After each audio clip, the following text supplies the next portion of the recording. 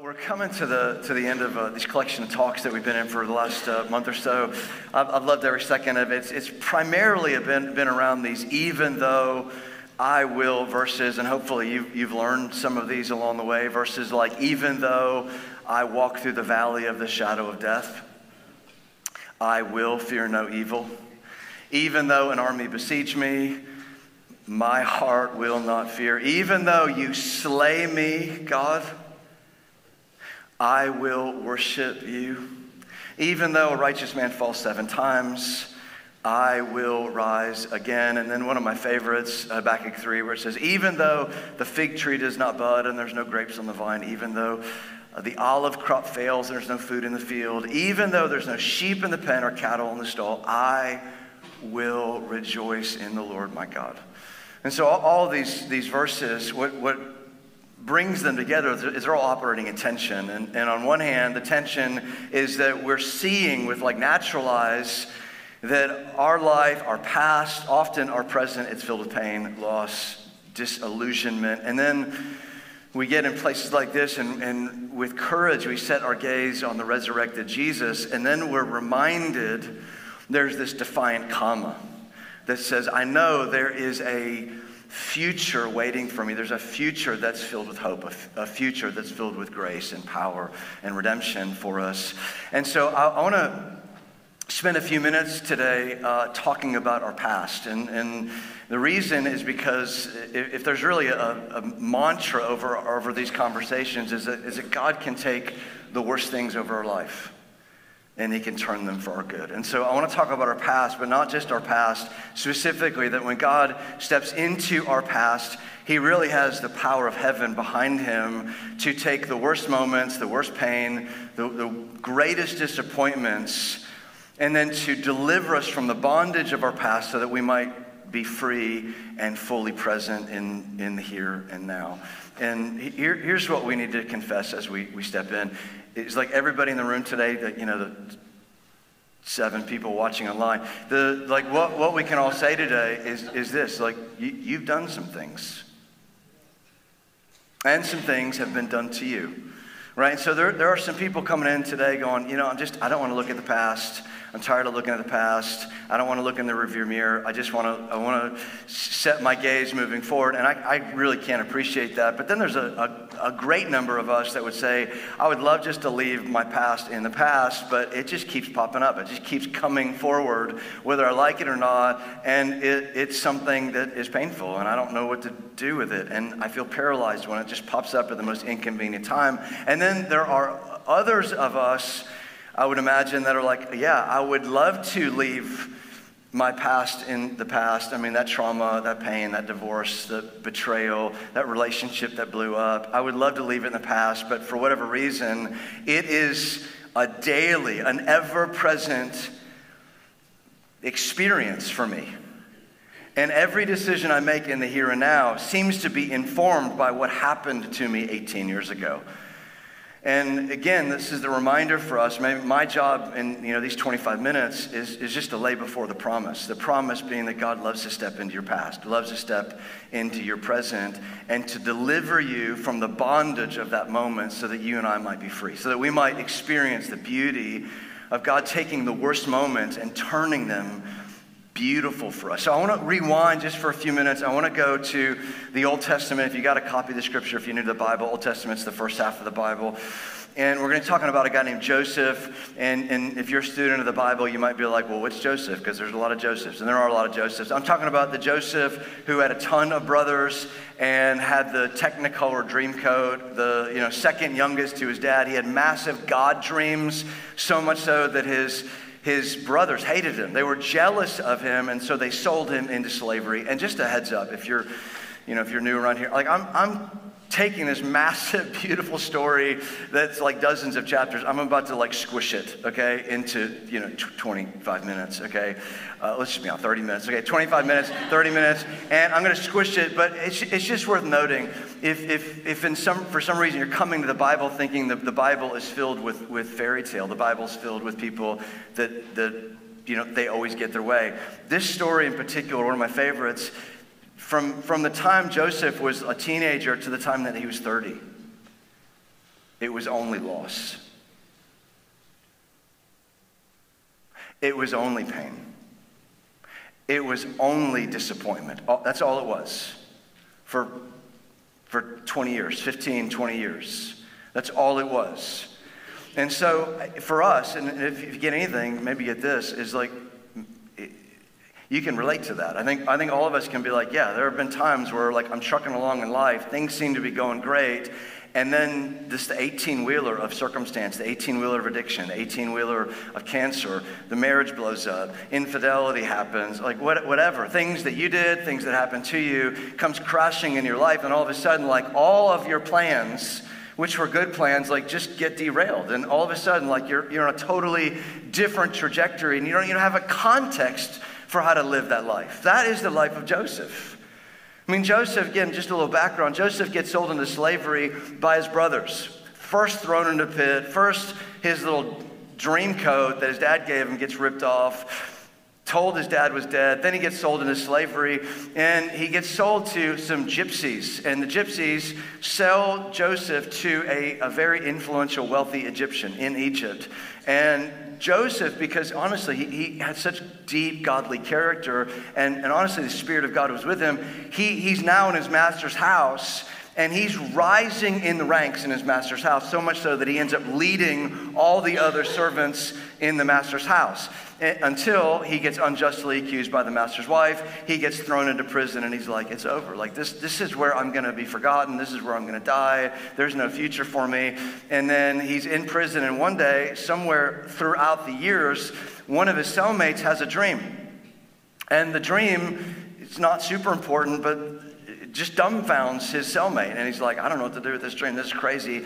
And Joseph's over in the corner going, I can interpret that dream. Like, not me, not like I took a class on dream interpretation, but he's like, I'm in a relationship with the God of the universe, the God of the heavens and the earth. Like, one of the things he's, given me ability to do is interpret God's dreams. And so here's the dream. Here's the interpretation. The guy, his cellmate, so blown away by the dream interpretation that he's like, this is going to be incredible. And the dream interpretation in part was like, you're about to get out of here.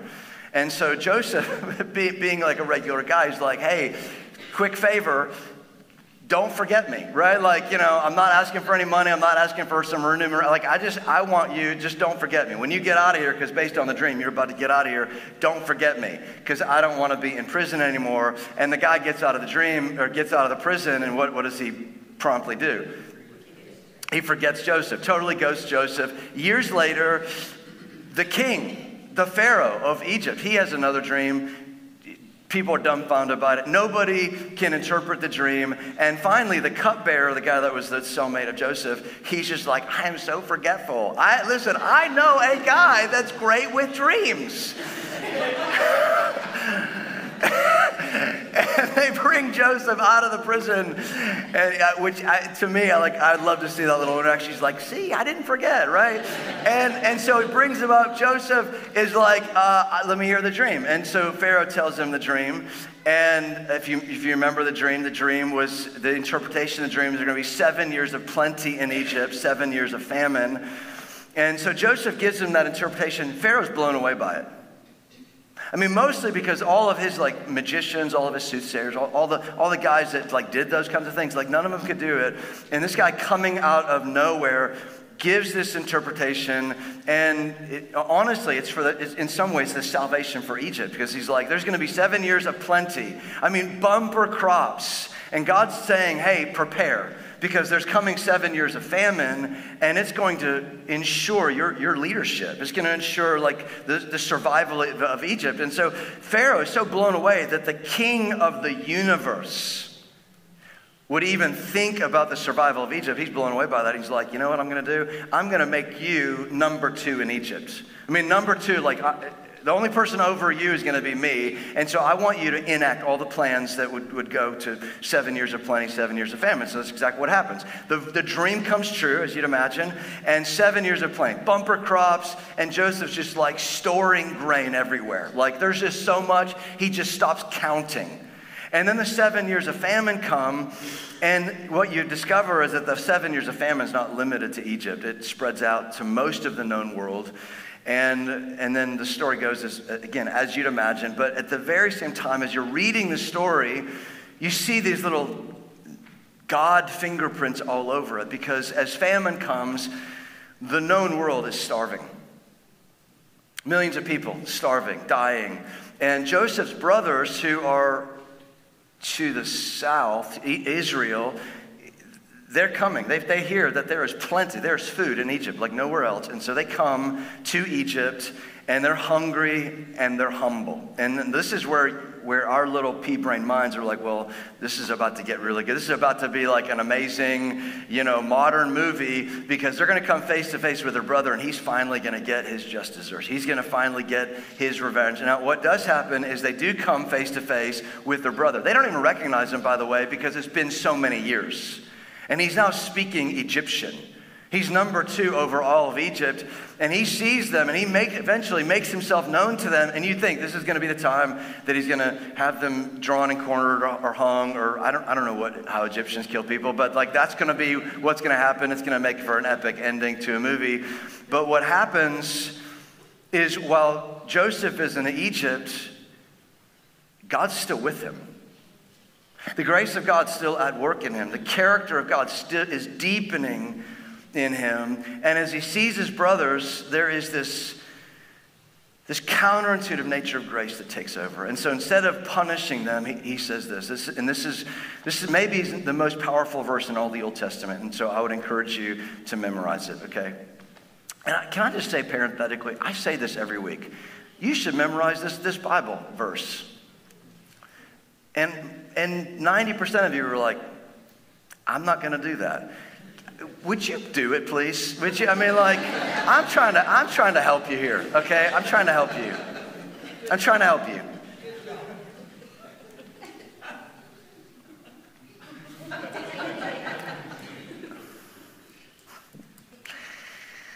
This amazing verse, he says, turns into a verse, but he says this to his brothers. He's looking at them, they're expecting punishment. He says, this is Genesis 50:20. He says, you intended to harm me, but God intended it for good. You intended to harm me, but God intended it for good. Now, let me just stop here, and I want to pick on us just for a second. No, I want you to notice Joseph does not gloss over their evil, okay? He sees them. He certainly remembers. He has the scars to prove their evil. And he sees them, and the first thing that he does is he's like, you intended evil against me. I mean, clearly, first, let's just be honest. You did evil to me. You threw me in a pit. You took my Technicolor dream coat that Dad gave me. You drenched it with animal blood. You told him I was dead. And then you sold me to gypsies knowing that was going to be a death sentence. So not only what you did to me was evil, but here's the thing. Like, you clearly intended it for evil. Let me tell you why that matters. Our generation, and whatever generation, any generation that you're living in, this is our generation. Our generation, we're relational cowards. We are living in a time of being relational cowards. And so when somebody hurts you, injures you, offends you, betrays you, whether it's malicious or not, when somebody does something, instead of actually having a difficult conversation, instead of like, hey, can we go get coffee? Hey, you did something to me. Hey, this hurt me. This betrayed me. I've got the scars to prove it. And instead of having those conversations, we're just like, we think this is godly. It's not godly. We go, it's fine. It's fine. I'll get over it. I'm just going to be like a duck. I'm just going to let it roll off my back. But here's the thing. You run into him 8 years later in aisle 18 at Walmart, and you just promptly turn around, leave your groceries, have a panic attack in your car. It's not godly to let it roll off your back. It's okay to be like, hey, let's have a conversation. I'm going to treat you with respect, but what you did to me was evil. Now, the backside of this, and that was the easy part. Let me just pick on us. We're cowards because we want to be cool and accepted. We want to be loved by God, and we want to be loved by pagans. but you can't. I mean, we're going to live extravagantly to our neighbors, but friends, you and I have to live a life that's accountable to God. And so when you see evil happening, you have to say it. You see evil happening around you, you have to say, that's evil. When there's 40 million babies being aborted, you just have to say, hey, that's evil. That's evil. When you see, in our little community, when you see the poor being forgotten, and then you hold up a donkey or an elephant as a reason why you will or won't care for the poor, listen, that's evil. That's idolatry.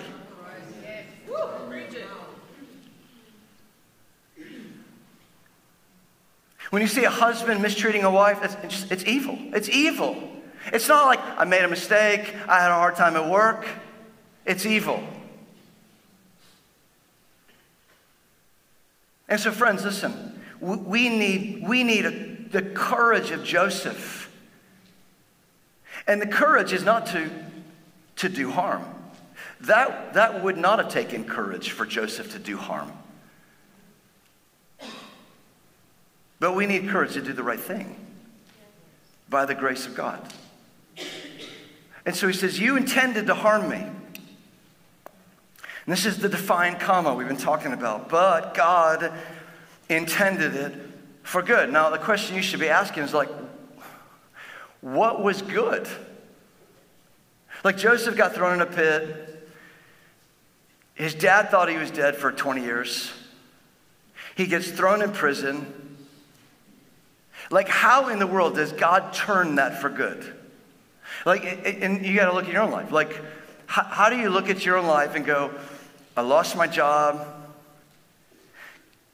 I got lupus. My children don't talk to me.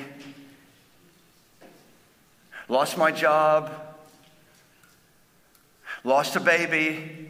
Like, in what universe are we like, and God turns that for good? But look what he does. How does God do it? God intended it for good. Here's how. To accomplish what is now being done. The saving of many lives. So let me stop. When Joseph's brothers threw Joseph in the pit, when they took his jacket, covered it with blood, told his dad was dead, shipped him off to Egypt to die as a slave. When they did that, God saw it. Okay, so like that, I grew up Baptist, and I love Baptists. I love Baptists. But like my little circle, sometimes my Baptist friends, like all Christians, we operate in a little shame, where it's like, where you do something and they're like, God's watching you. Anybody ever? Okay, and that's probably not limited to Baptists. It's just my experience. And so but the reality is like God is watching. I mean, Proverbs 5:20, when he examines all of your paths. So he's watching. And when he watched Joseph's brothers, he sees it and he's like, that is evil. I mean, God's like, I've seen evil, and that's pretty evil. Like, and clearly I know their heart and their intent was evil. And then God's like, but let me tell you something. As evil as that was that they did to Joseph, let me tell you how amazing I am. I can take that thing that is so evil and wicked and dark and filled with destruction, and I can take all of that and I can turn it in such a way where I actually save the people who threw Joseph in the pit and sold him into slavery. That's how good and powerful I am. Now, before we throw the brothers under the bus here, and clearly they are not angels. But like you and I have got our own truckload of it in our background, right? Like, do you know what I mean? Like, they intended it for evil. Like, we got plenty of it, right? Like, it's just not like, yeah, those guys, they just knew Jesus. It's like we've got all sorts of it in our past, every one of us. And part of like walking in humility and part of receiving the grace of God is just confessing that's real. That the pain, the loss, the anger, the addiction, the destruction, the death that I brought to relationships, like half of that, I pulled the trigger on that. And then the other half, like, yeah, it was done to me. I couldn't have stopped it. It happened. But we gotta own that's real. That we've got just as much at fault as Joseph's brothers. And so it says they intended it for evil, but God intended it for good. So what I want to do, just for the remainder of my time, just a few minutes, I just want to just talk about one idea with this, because it takes way more courage to thoughtfully look at your past than to forget it. It takes so much more courage to just gaze at what's happened to you. And then this is the courage it required, is then to take that and to lay it before the grace of God and go, I'm going to trust somehow that you're going to turn this beautiful for me. I'm going to trust somehow that you can redeem this. I'm trusting somehow you can take it and you can make it something that shows how good you are, how loving you are, how grace-filled you really are. So here's the idea, and you can jot this down if it's helpful for you. The idea is this, is that our past, it cannot stop God from accomplishing his purposes for us.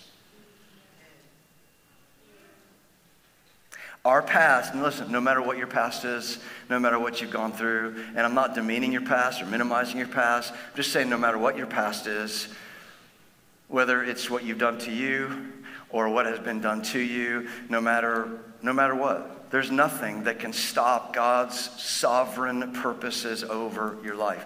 Now the problem is that we're just honestly, we're a little too smart for our own good. I mean, the gospel comes to dummies. It finds its place in the soil of the naive. But we're too smart, and so what we do is we do the math, we do the spiritual numbers, and we're like, okay, I was doing all the right things. And things were going so well for me, clearly, because I was doing all the right things. And then this thing crashed into my life. My marriage exploded, or this addiction had its way, or cancer stepped in. I mean, things were going so great. And now I just feel like I'm totally disqualified. And so my past, it's like my past just dictates my entire future. And this is where, listen, friends, all that we have as the people of God, all we have are his promises and his presence. That's all we got. Promises rooted in the past, rooted in the cross, rooted in his resurrection, and then his presence. This is ever abiding spirit in the here and now to help us, to draw close to us. So we have his promises, we have his presence. And so part of walking in maturity, part of growing in maturity is to say, okay, here's a promise that I'm going to hold on to when my past seems to overwhelm me. It's the promise that God longs to step into my past, step into those places of pain, and to redeem them for my good. To take the worst moment and to turn it good. Here's how I know this is a promise that you can hold on to. What is the worst moment in human history? You might go, okay, you're thinking of all sorts of things. And there are terrible moments in history. But do you know what the worst moment in human history is? The worst moment is when the Son of God, the perfect Lamb of God, comes to the earth. And he dies a death that it was ours to take. He takes our beating. The crown of thorn that was on his head, that's our crown of thorns. The nails that went through his hands, those are our nails.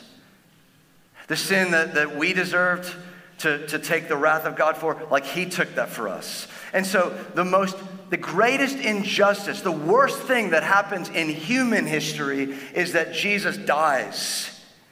And that God sees the worst moment. So much so, God's like, it is the worst moment in human history. But God sees the worst moment in human history, and taking that worst moment, what does he do? He flips it.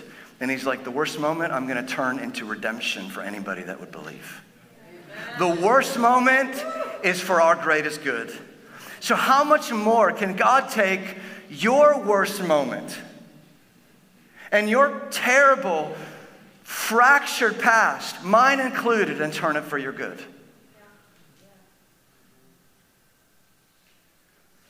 Let me double down, and we're going to be done. Romans 8. Go and turn there. I want you to highlight this verse. If you're new around here, we're a Romans 8 people. I mean, like Romans 8, number one passage in the New Testament. And really, we're a Romans 8:28 kind of people.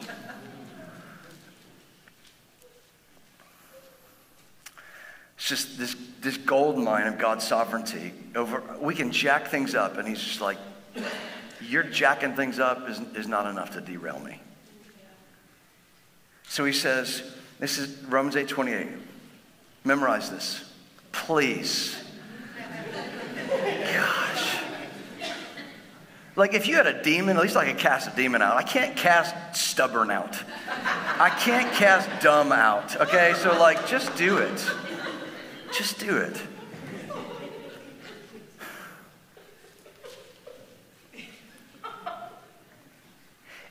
He says, and we know. Can we just say those three words together? And we know. Like that's the destination we're going to. We're trying to move past, and we feel, and we think. Of course we want to think, and of course we want to feel. But we want to get to the destination too, and we know. What do we want to know?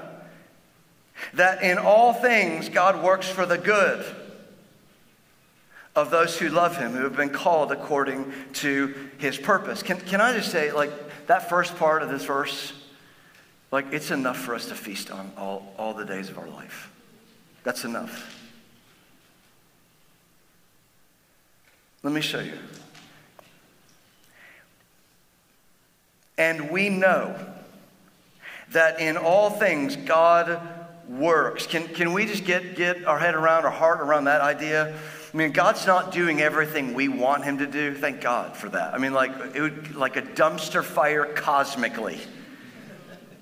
But God is working on our behalf in all things. Meaning he's not tapping out. There's never a time he's not going to see something coming and then turn it for our good. There's never a moment. There's never a diagnosis. There's never a divorce. There's never a sickness. There's never something that explodes or implodes that God's like, I can use that.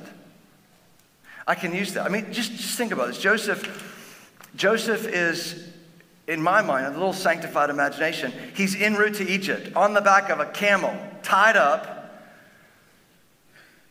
And he's a foreigner. He's like, I'm gone. Like, nobody knows I'm alive. Everybody thinks I'm gone. Never to be seen from again. And he's en route to Egypt, and he's just like, this is it. This is the rest of my life. And then there's this little promise that rises up in him because he's like, but I know.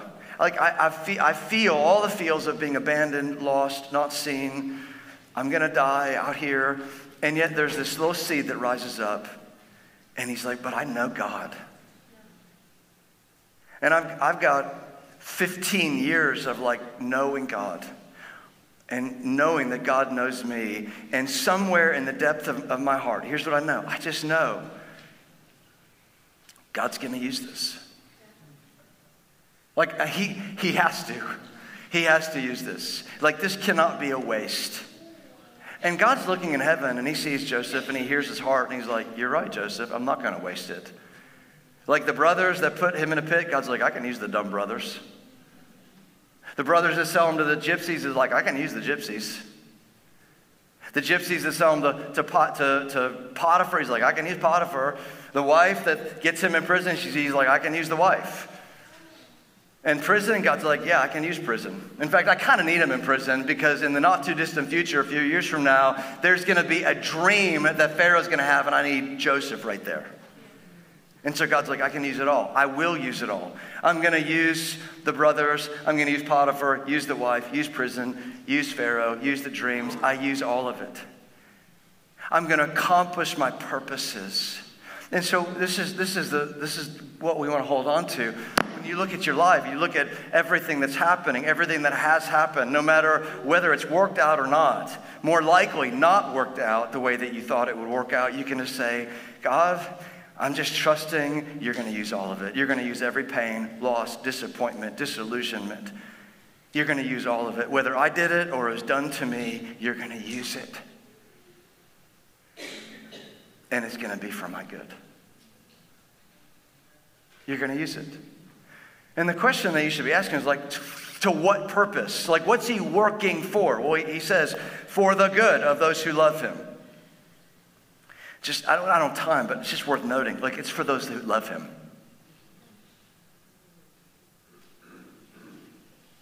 It's not for those that hate him or ignore him. It's for those that love him. It's a different talk. For the good of those who love him, who have been called according to his purpose. So what's his purpose? Look at verse 29. If you're like, well, what is his purpose? Here it is. For those God foreknew, he also predestined. Don't get tripped up in that. It just means you're not in charge. For those God foreknew, he also predestined to be conformed to the likeness of his Son, so that he might be the firstborn among many brothers. So you say, what's the purpose? God allowing, God doing, God's personal agency coming to bear on our life, good things, bad things, terrible things, tragedies, beauties coming into our life. What's the purpose of all of it? And the purpose is like that you might be conformed to the image of the Son. In our arrogance, we're going to be like, well, you know what I'm made for? I'm made to be a mom. You might be an amazing mom. You probably are a great mom. But that's not what you're made for. You might be like, I'm going to be an Olympic swimmer. That's what I'm made for. You're not made for that. That's great. Win a gold. I'm just made to be an accountant. I don't know. Is anybody made to be an accountant? I don't know. Blake, you tell me. Sure. But you know what we're made for? We're made to be transformed into his image. To be conformed. To live like Jesus. To give like Jesus. To serve like Jesus. To love like Jesus. To forgive like Jesus. To pour out our lives like Jesus. And so everything that comes into our life, God's like, I don't waste it. I use it to shape you. And so when you rebuff it, when you're like, no, I'm not going to take it. I'm not going to receive it. I'm not like any good, bad thing. If you're like, nope, I'm not allowing this to shape me. You're rebuffing the very purposes of God to shape you into the image of Jesus.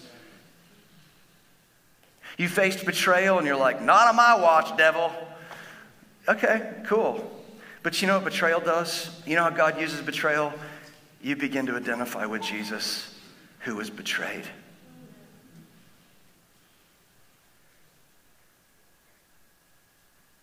When you face loss, the loss of a child or the loss of a friendship, you can say, Jesus, I'm identifying with you, not only who lost everything, but you surrendered everything.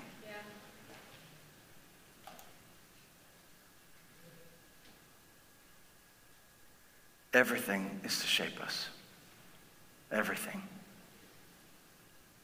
And he doesn't waste anything.